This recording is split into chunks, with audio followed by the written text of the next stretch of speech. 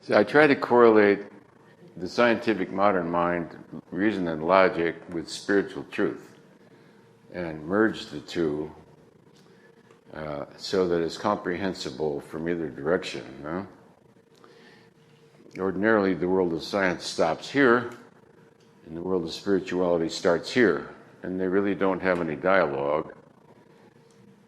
They have attempts at it called science and religion, science and consciousness.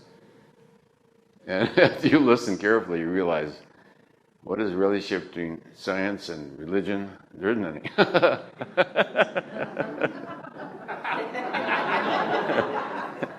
What's the relationship between science and consciousness? There isn't any. Okay.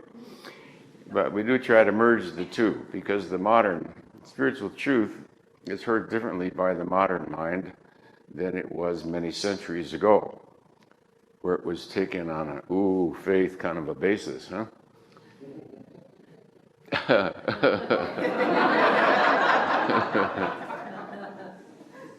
Now we have the modern mind to contend with, so it's both a help and a hindrance. In a group like this, I advise skipping the mind altogether.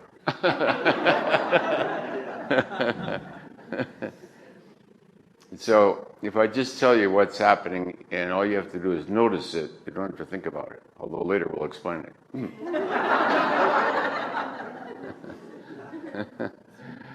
The meaning of everything is what it is.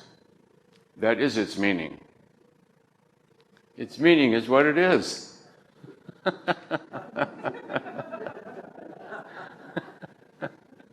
What's the meaning of a giraffe? The meaning of a giraffe is to be a giraffe.